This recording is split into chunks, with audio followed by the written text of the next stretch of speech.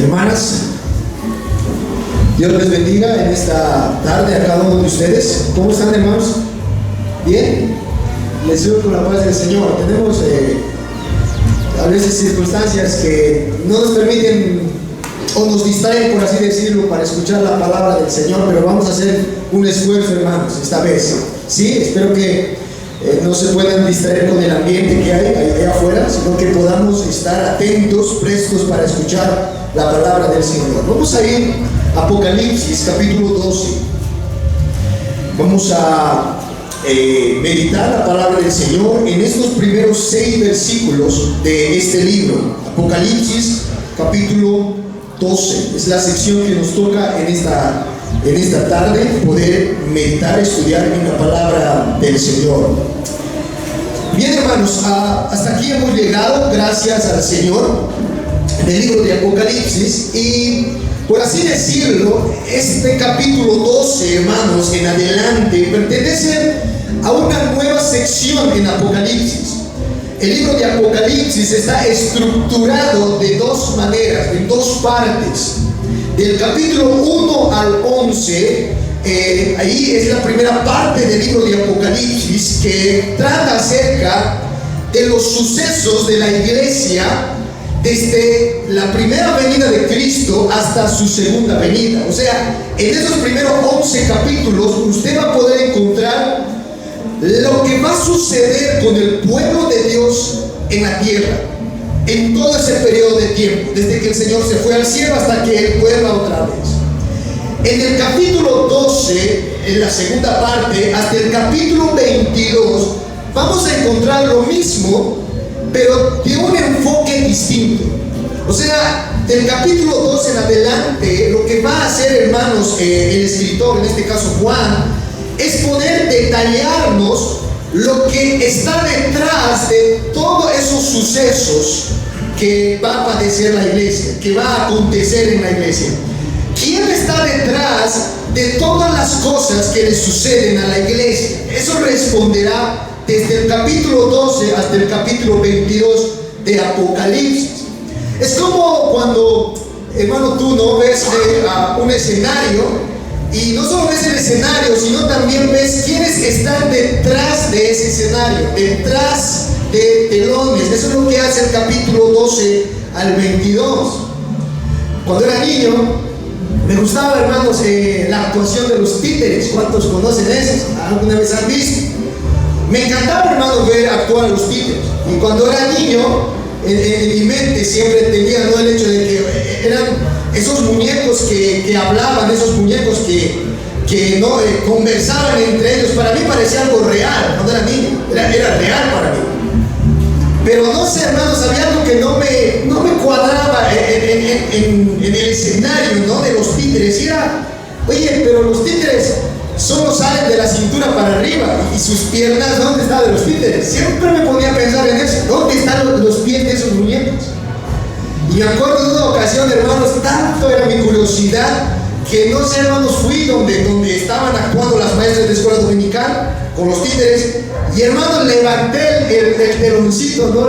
Levanté ahí la telita para mirar quiénes estaban. Y ayer estaban ahí las maestras de escuela dominical, hermanos, actuando con los títeres.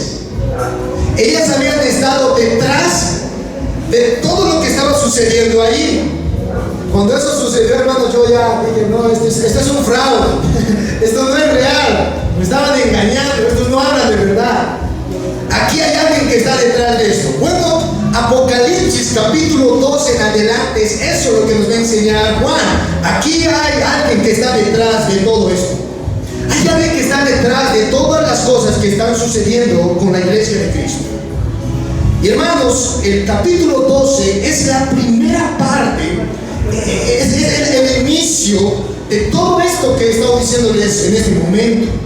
En esos primeros 6 versículos vamos a encontrar 3 personajes muy importantes, que son el flujo de pensamiento de todo el libro de Apocalipsis hasta el capítulo 22. Ahí, hermanos, en el versículo 1 usted va a encontrar a una mujer. Ese es el primer personaje. En el versículo 3 usted va a encontrar ahí a un gran dragón. dragón. Ese es el segundo personaje de esta narración. En el versículo 5 usted va a encontrar a un niño, a un hijo, dice un hijo varón. Esos tres son personajes importantes ahora en el relato de Apocalipsis. Tenemos entonces a una mujer, tenemos a un gran dragón y tenemos a un niño. Por eso he titulado a esta prédica, hermanos, la mujer, el dragón y el niño.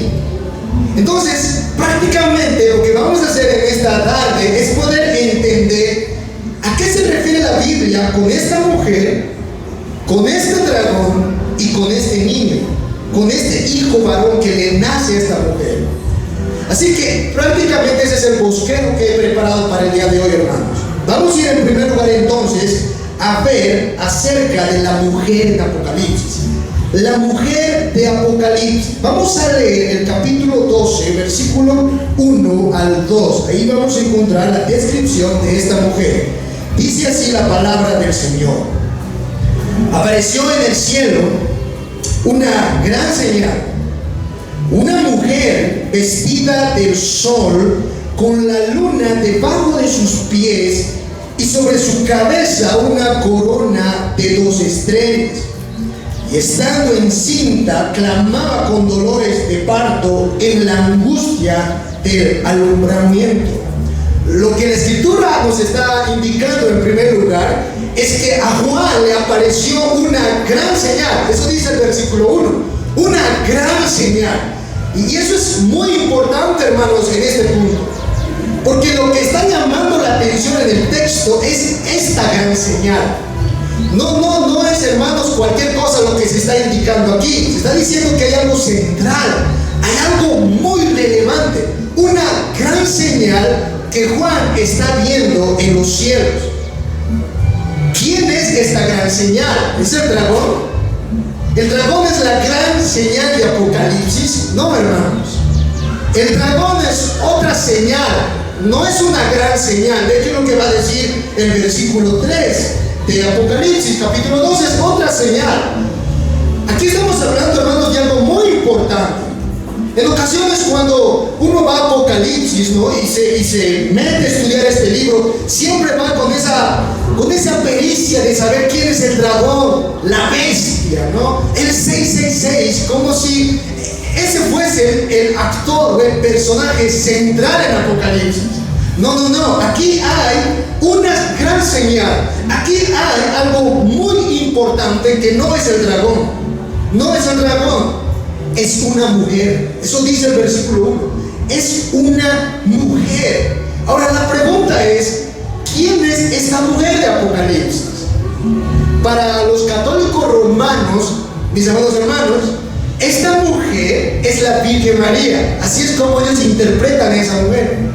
Ellos dicen que como describe aquí a esta mujer que da a luz a un niño, hablando de Cristo, eso significa que está hablando aquí de la Virgen María.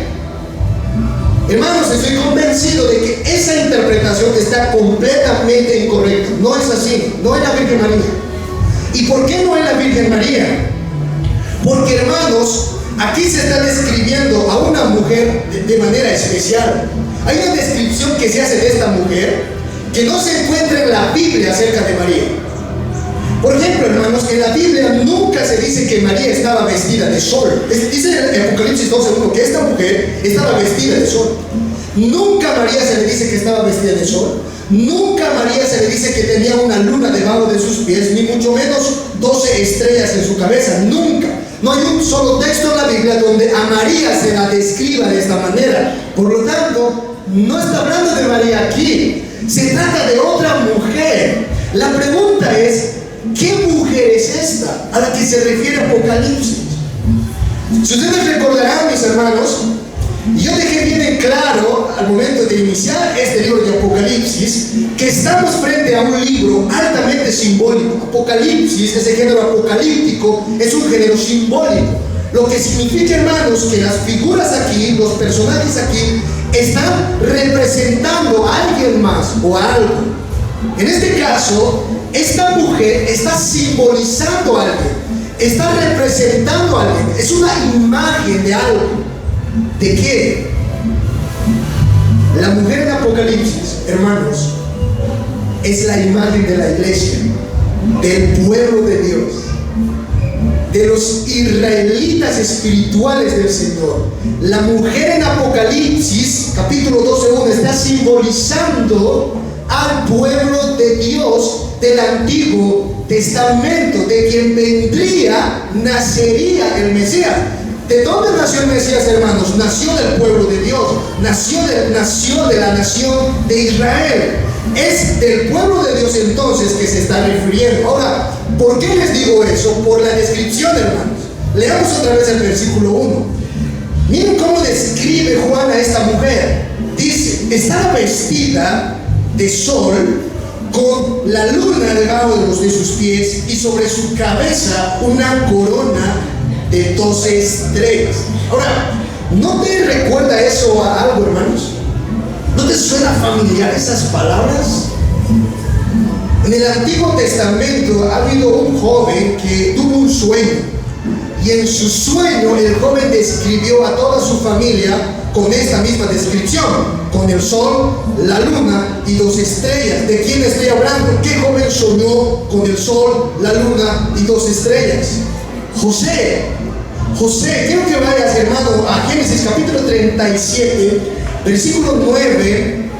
Génesis capítulo 37, versículo 9 al 10. Y ahí tú te vas a encontrar con el sueño de José. Leamos por favor, hermanos, Génesis capítulo 37, versículo 9 al 10.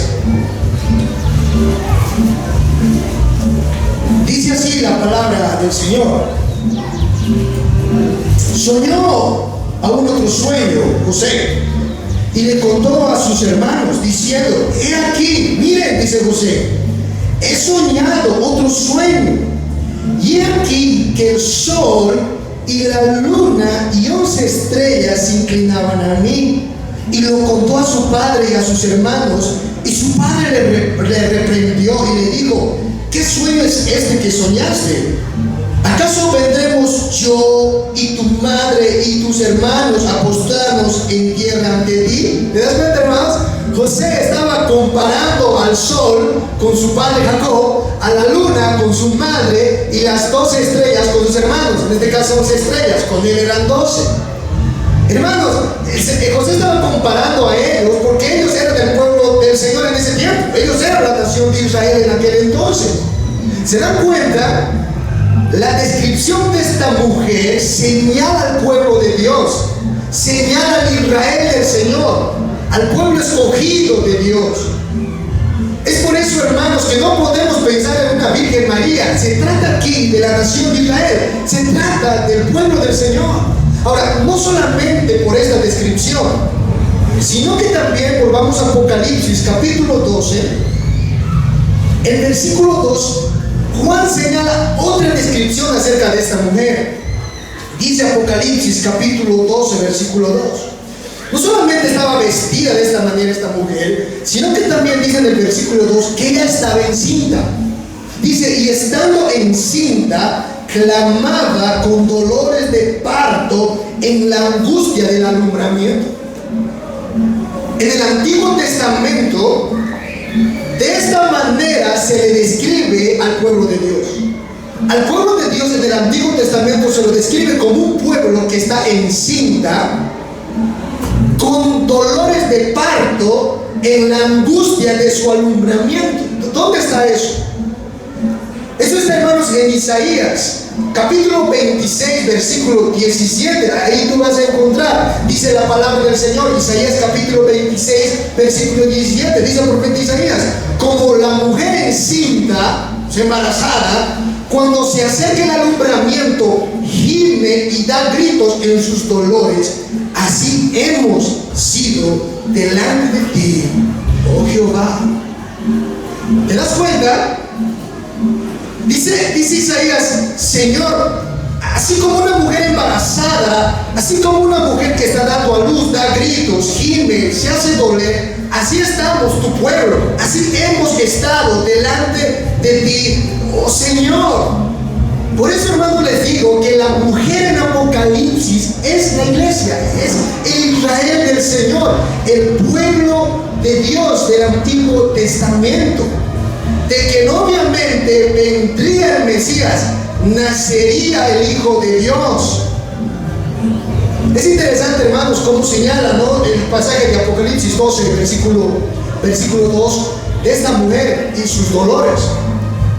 Si ustedes se dan cuenta, hermanos, la causa del dolor de esa mujer iba a ser el nacimiento de un niño, como cualquier otra mujer, ¿no?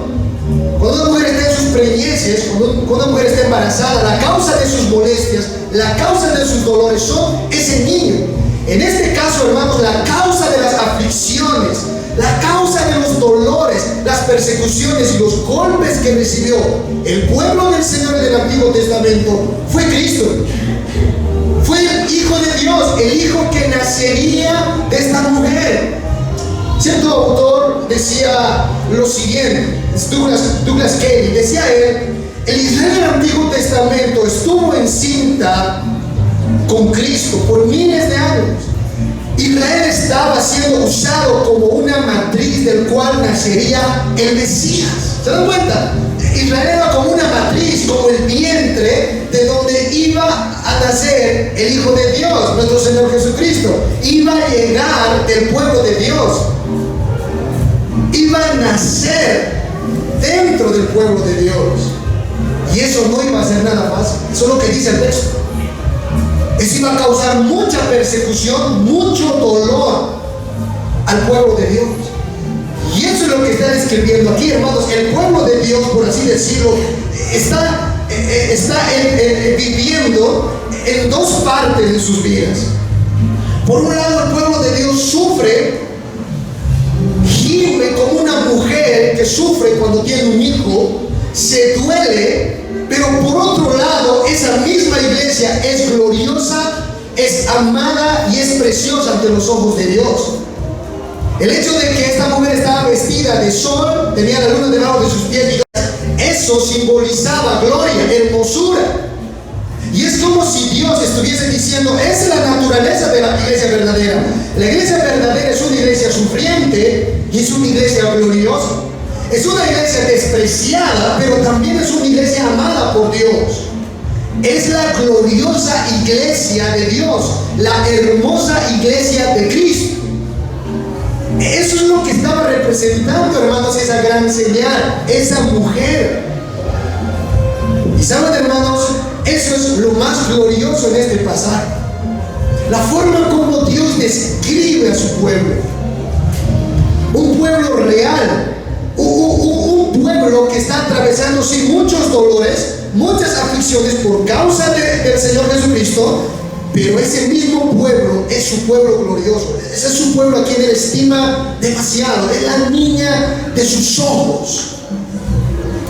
Ahora, hermanos, lo que el pasaje nos va a revelar es quién estaba detrás de todos los dolores, de todas las persecuciones, de todas las aflicciones del pueblo de Dios, del antiguo pacto, del Antiguo Testamento. Y eso me lleva a mi segundo encabezado. Vayamos a ver ahora, hermanos, al segundo personaje de Apocalipsis, el dragón. Y ya descubrimos quién es la mujer. Ahora veamos quién es el dragón. Leamos, por favor, Apocalipsis capítulo 12, versículo 3. Dice la Escritura: también apareció otra señal en el cielo. He aquí un gran dragón, escarlata, que tenía 7 cabezas y 10 cuernos, y en sus cabezas 7 diademas, y su cola arrastraba la tercera parte de las estrellas del cielo, y las arrojó sobre la tierra. Y el dragón se paró frente a la mujer que estaba para dar a luz, a fin de devorar a su hijo tan pronto como naciera. ¿Quién es el dragón? Ahora otra vez, hermanos, no se imaginen por ningún motivo a un dragón literal. No está hablando aquí de alguien que escupe fuegos. No es así, hermanos. Aquí el dragón está simbolizando a alguien. ¿A quién? ¿Quién es este dragón? Lea por favor conmigo Apocalipsis capítulo 12, hermanos, el versículo 9, más abajito. Dice la Escritura: y fue lanzado fuera el gran dragón, la serpiente antigua, que se llama diablo y Satanás, el cual engaña al mundo entero. ¿Quién había sido el diablo? Perdón, ¿quién había sido el dragón? El diablo, Satanás, la serpiente antigua. Entonces, hermanos, lo que aquí se nos está describiendo es al enemigo del pueblo de Dios, al gran enemigo que tiene la iglesia de Cristo, el dragón, el diablo, Satanás. Ahora, ¿cómo será Satanás? ¿Cómo será el diablo? Alguien decía, ¿no? El diablo, pastor, es con cuernitos, con un trinchecito y es rojito. Y tiene una cara así fea. Ese es el diablo. No es así, hermano. Eso es mentira. No, el diablo no tiene cuernitos, no tiene eso, hermano. El diablo, en este pasaje, está escrito de una manera bien especial. El diablo, hermanos, en primer lugar, es un asesino. ¿Saben por qué les digo eso? Porque dice el texto que este gran dragón estaba, vayamos por favor al versículo 4, versículo 3, este gran dragón estaba vestido de escarlata. De escarlata, eso significa, escarlata es el color rojizo.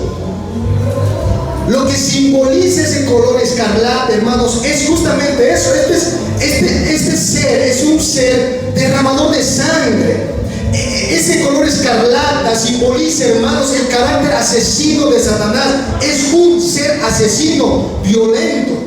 Por razón decía Jesús de Satanás, él ha sido homicida desde el principio. Él es un matón, él es un asesino. Pero no solo es un asesino, un derramador de sangre, sino que también es astuto. Dice el texto que este dragón tenía 7 cabezas, y eso demuestra la astucia.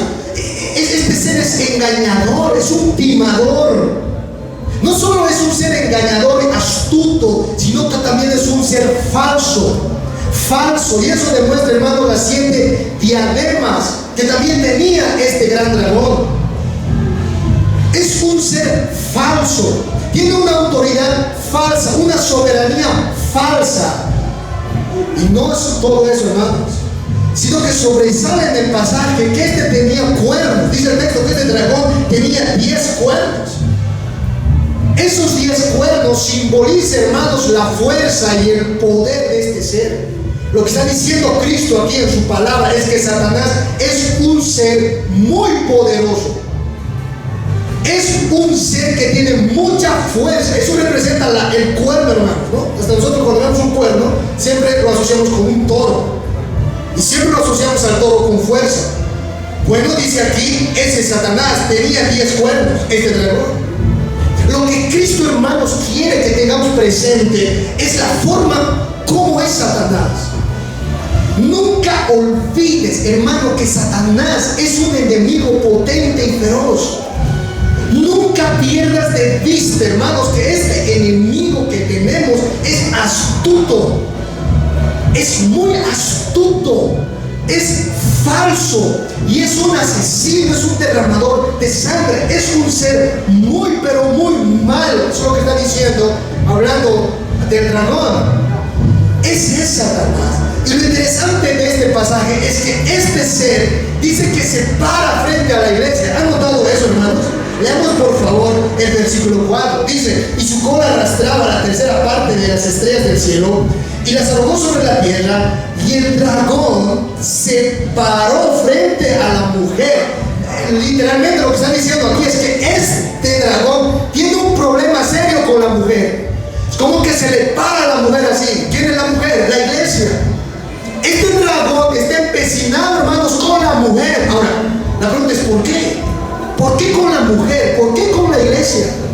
Porque la iglesia tenía a alguien en su vientre. Eso dice el texto. La iglesia estaba llevando a alguien en su vientre. ¿A quién? A Cristo. Es que la iglesia tenía a Cristo. Y es por eso que Satanás ha ido contra la iglesia para poder destruir a Cristo. Leamos por favor el versículo 4, la última parte. Dice: y se paró frente a la mujer que estaba para dar a luz, a fin de devorar, de destruir a su hijo tan pronto como naciera. Hermanos, Satanás desde el principio, hermanos, Desde el momento que él escuchó de la misma boca de Dios que iba a ser destruido por la simiente de una mujer, por el hijo de una mujer, Génesis capítulo 3:15, ¿se acuerdan? Y pondré enemistad, le dijo Dios a Satanás, entre ti y la mujer, entre tu simiente y la simiente suya, esta te herirá en la cabeza y tú le herirás en el calcañar. Cuando Dios emitió eso, hermanos, en el proto evangelio, en el primer muestra de evangelio del Antiguo Testamento, Satanás desde ese primer momento determinó destruir por completo a la mujer, porque de ella iba a nacer el que le iba a derrotar. De ella iba a nacer el Cristo de gloria, aquel que iba a vencer a Satanás. Y es por eso, hermanos, que Satanás se empecinó en destruir a Israel, en destruir al pueblo de Dios. Primero, ¿qué hizo Satanás? Bueno, hizo matar. ¿Se acuerdan, hermanos? A los hijos de Adán. Caín mató a su hermano Abel. ¿Quién estaba detrás de eso? Estaba Satanás. Más adelante él hizo que Faraón llevara cautivo al pueblo de Israel, los esclavizara y los hiciera sufrir. ¿Quién estaba detrás de todo eso? Satanás. Él fue, hermanos, el que estaba detrás de la persecución del rey David. ¿Se acuerdan? A David lo quería matar Saúl y después lo quiso matar su propio hijo Absalón. ¿Quién estaba detrás de todo ese plan macabro? Satanás. Satanás y Satanás yendo tras la mujer, yendo tras el pueblo de Dios para destruirlo a fin de que no diese a luz, a fin de que no naciese el Hijo de Dios. La pregunta es, ¿Satanás juró? ¿Satanás logró, hermanos, su objetivo?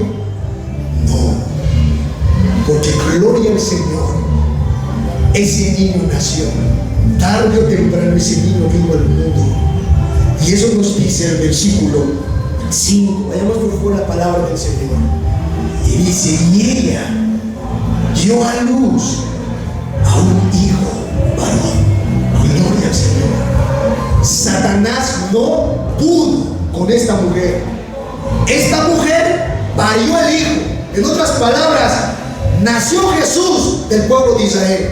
Sí o sí, aunque quiso destruirlo de muchas maneras, no se pudo, dice aquí la palabra del Señor. Al fin, a cabo, Dios cumplió su plan y Satanás no se salió con la suya. El niño nació. Y eso nos lleva, hermanos, a nuestro último encabezado. Ahora veamos al hijo, al niño. Ya vimos a la mujer, ya vimos el dragón, ahora vayamos a ver al niño. Dice el versículo 5: y ella dio a luz un hijo varón, que regirá con vara de hierro toda la nación, y su hijo fue arrebatado para Dios y para su trono. ¿Qué descripción de este hijo? Nosotros sabemos, hermanos, por las escrituras, que este niño que nació de esta mujer es Cristo, es nuestro bendito y glorioso Salvador. Es un hijo varón, es un varoncito, es un hombre, es Jesús. Pero lo que llama la atención en el pasaje es, hermanos, lo que iba a hacer este niño cuando iba a crecer. Dice el texto que él iba a regir a las naciones con vara de hierro. Y después iba a ser arrebatado al cielo, iba a ser entronizado. ¿Qué es lo que está viendo Juan, hermanos? La victoria de Jesús, la victoria del Señor sobre Satanás por completo. ¿Saben, hermanos? Cuando Cristo nació, ¿se acuerdan? Hace 2023 años atrás, 2023 años que nuestro Señor vino a este mundo, cuando Jesús nació, hermanos, Satanás quiso matarlo por medio de Herodes. ¿Te acuerdas la historia? Los reyes magos llegaron a Israel para ver al niño Jesús, y Herodes se enteró de eso, hizo llamar a los reyes magos. ¿Te acuerdas? Y Herodes les dijo: ¿dónde está ese niño? ¿Dónde se encuentra? Me van a avisar. Él quería matar a Jesús, Herodes. Y dice la historia, hermanos, que estos reyes magos, sabiendo esa realidad, dice que ellos no le informaron a Herodes dónde estaba Jesús, sino que se fueron a su tierra. Y cuando Herodes se enteró de eso, por rabia, hizo matar a todos los niños de 2 años en el pueblo de Israel. Hubo sangre en Israel. ¿Quién estuvo detrás de eso? Satanás.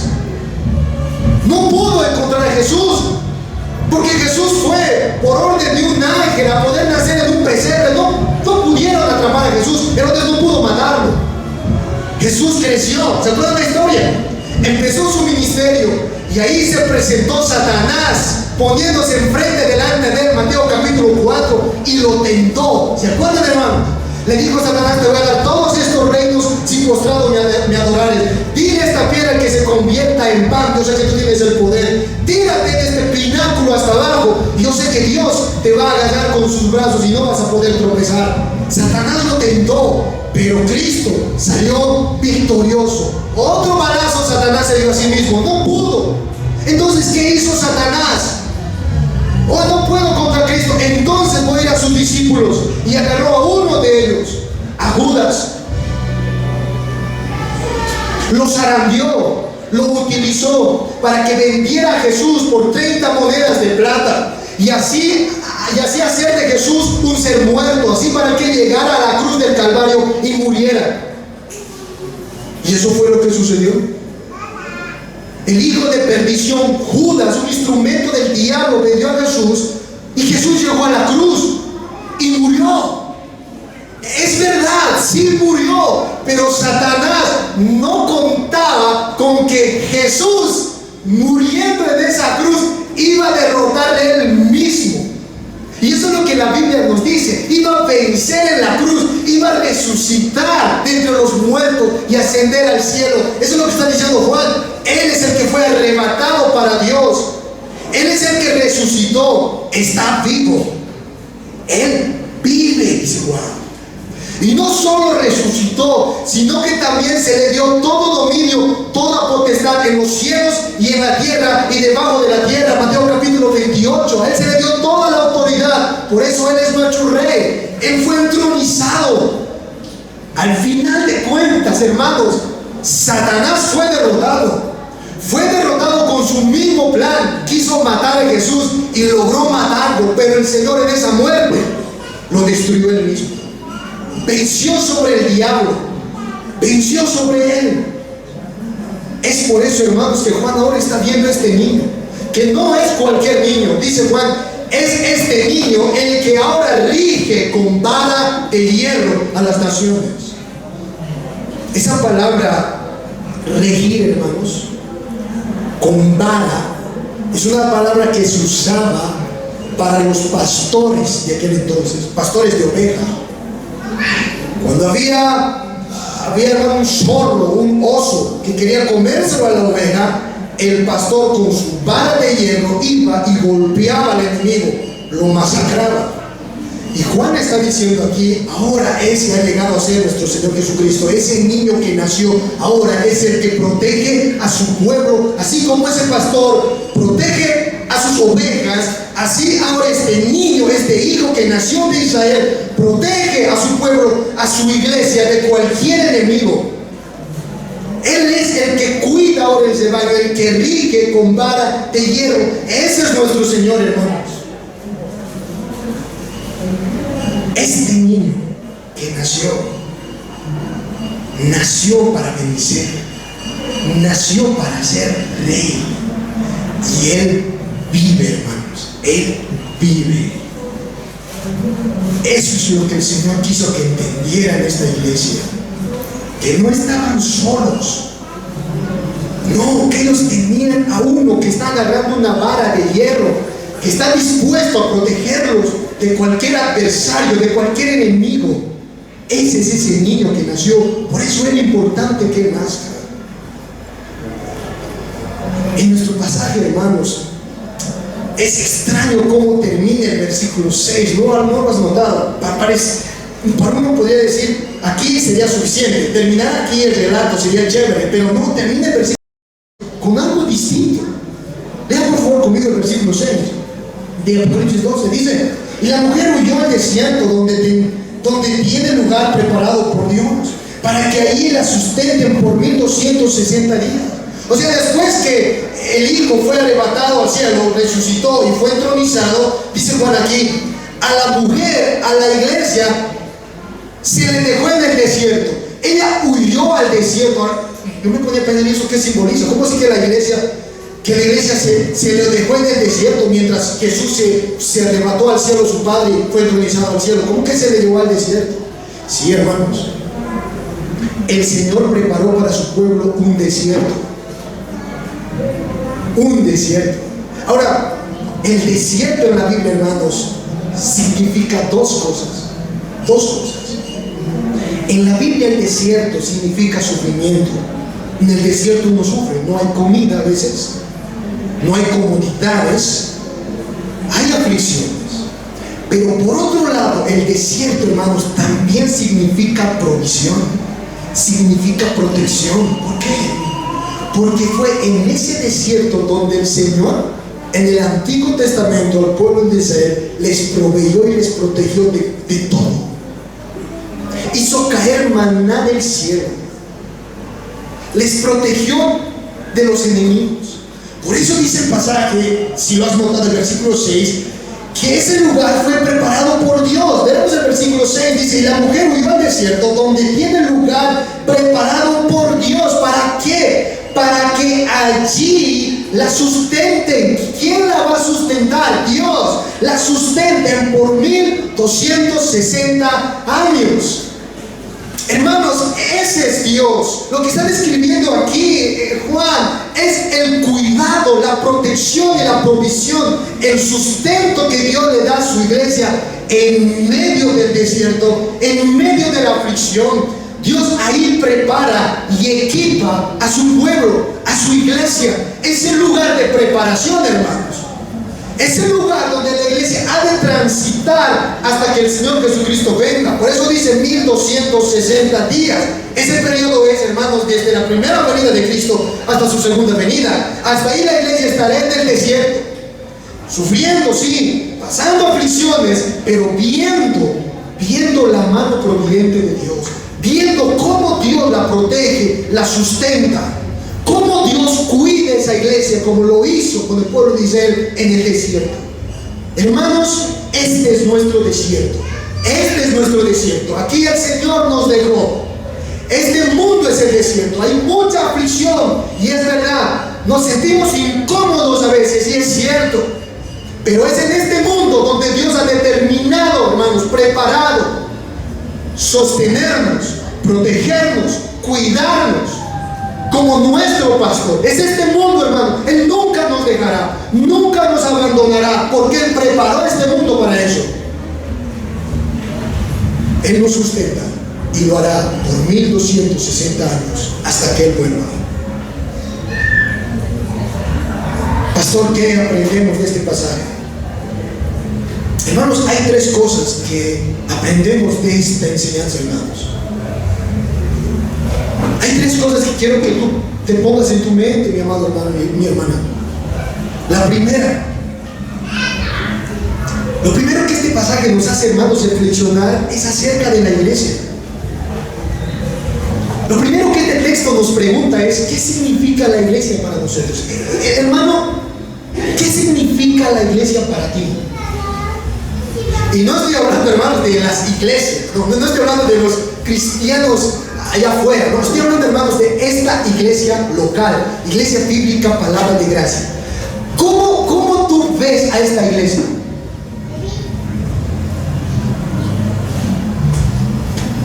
Lo ves como una carga, hermano, como una carga.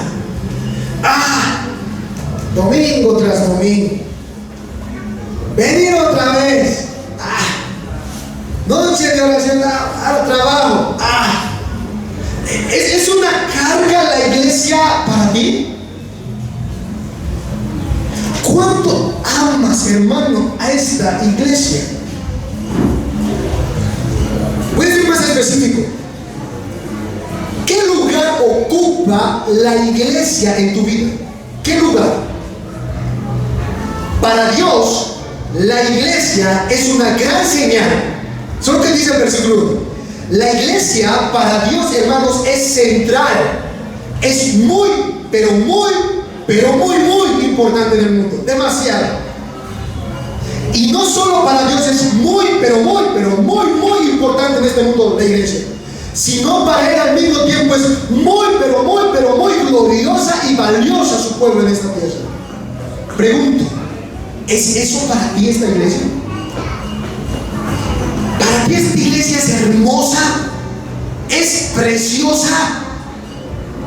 No, pastor, ¿cómo? Pues precioso, vamos aquí, pastor. Mira cómo me mira cómo, ay, no, mira el otro. ¿Cómo? No, hermanos.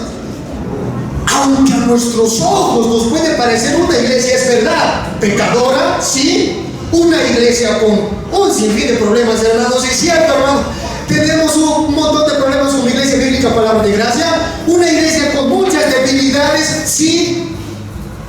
A pesar de todo eso, hermanos, para Dios sigue siendo su amada y gloriosa iglesia, su preciosa iglesia.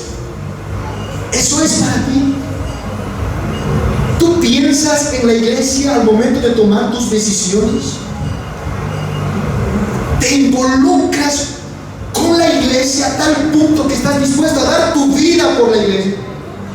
A veces decimos, no, a la esposa, ¿daría tú mi vida por ti? Yo te pregunto ahora, hermano, ¿estarías dispuesta a dar tu vida por la esposa de Cristo? Su iglesia, su pueblo. Eso es lo que nos está llamando a reflexionar este pasaje. Tenemos que aprender a amar a la iglesia como Dios la ama. Tenemos que ver a la iglesia como Dios lo ve. Muy importante, muy central.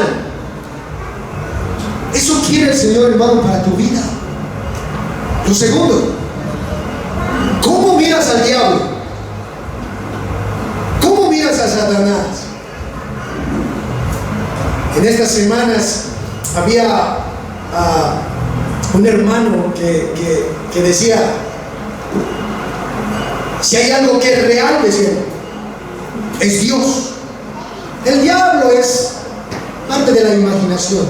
Un creyente es imaginación del diablo, una imaginación que la iglesia se inventó para ir a Cristo. Hermanos, el diablo es imaginario. No, el diablo es real, hermanos. No todo lo que tú ves significa que existe. Hay cosas que tú no ves y existen. Yo te pregunto, ¿tú ves la paz? Dime, hermano, ¿de qué color es la paz? ¿De qué tamaño es la paz? Tú no ves la paz, pero existe la paz. ¿Tú ves a Satanás? No, pastor, yo no lo veo, no lo veo. Pero no necesitas ver para creer, es que existe. No todo lo que tú ves existe. Hay cosas que tú no puedes ver, pero que existen. Y Satanás es parte de esas cosas. Satanás es real, hermanos, es real. Está aquí en la tierra. Es nuestro enemigo, nuestro adversario. Tenle siempre presente. Es el enemigo de tu alma.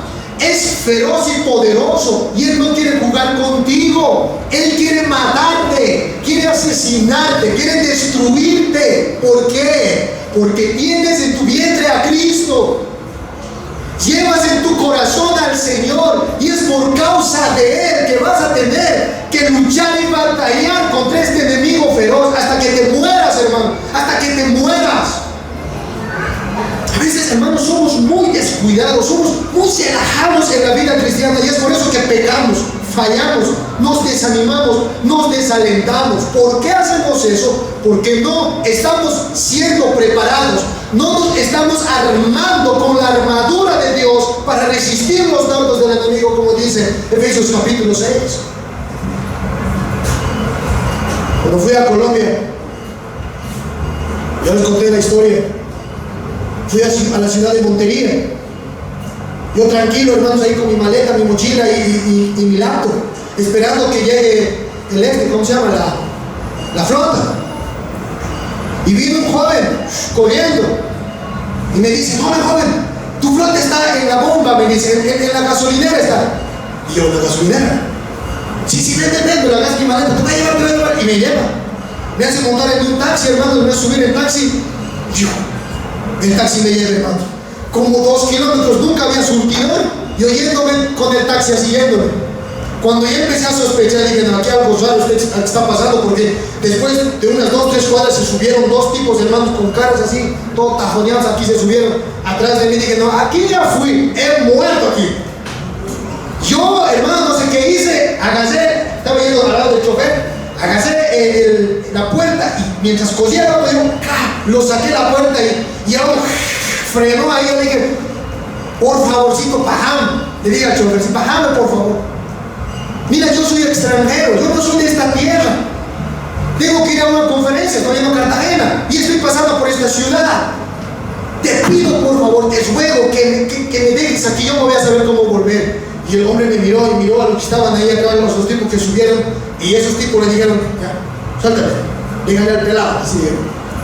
Y me botaron de manos ahí, yo me regresé llorando casi a la terminal de donde me había llevado ese joven. Y llegando a la terminal, una abuelita que vendía dulces se acerca a mí y me dice, joven, esos hombres que te han llevado eran ladrones, eran rateros. Yo le digo, Señor, ¿y por qué no me has avisado? Es que tenía miedo. ¿No te han robado? ¿Qué te han hecho? No, nada, gracias a Dios, Señor, mira que tengo mi madre, todo está aquí. Ay, joven, yo fui, hermanos, a donde estaba mi flota y me dice la flota, te están esperando allá, apúrate pues. Me voy esperando la flota, hermano. Me hice engañar. ¿Por qué me hice engañar, hermano? ¿Por qué? Porque fui descuidado, estuve en una ciudad peligrosa y no tuve en cuenta eso. Fui descuidado, olvidadizo. Mi madre me decía, hijo, no vas a hacer caso a extraños, no vas a escuchar, pero yo no hice caso a eso, me olvidé de todo en ese momento y me hice seducir, me hice llevar. Iba a ir a mi propia destrucción, tal vez a mi propia muerte, hermanos. Eso hace Satanás en el mundo cuando tú estás descuidado, cuando no estás preparándote para la lucha. ¿Te das cuenta? Eres presa fácil para él, para tentarte, atraparte, seducirte y al final hacerte pecar y destruirte por completo. Eso hace el diablo y lo hace paso a paso. Eres un astuto. Satanás es real. Amén, hermanos. Cuídate de él con todas tus fuerzas y lucha hasta la muerte. Y por último, aunque Satanás sea real, Satanás sea, hermanos, fuerte y poderoso, nunca olvides que él es un enemigo que ha perdido, es un enemigo derrotado. Estamos luchando, hermanos, contra un enemigo que ya ha sido vencido. Cristo lo venció en la cruz del Calvario por ti y por mí. Amén. No hay de qué temer, hermano. No le tengas miedo al diablo. Teme a Dios, pero no al diablo. Ármate con el valor del Señor y lucha contra él, porque él es un enemigo derrotado, es un enemigo fracasado. Cristo lo venció en la cruz por nosotros, hermanos. Al final de cuentas, su derrota final y completa está pronto a llegar. Pero mientras eso no sucede, hermanos, en el poder del Espíritu Santo y por amor a Cristo y a su pueblo, luchemos, hermanos, contra el diablo.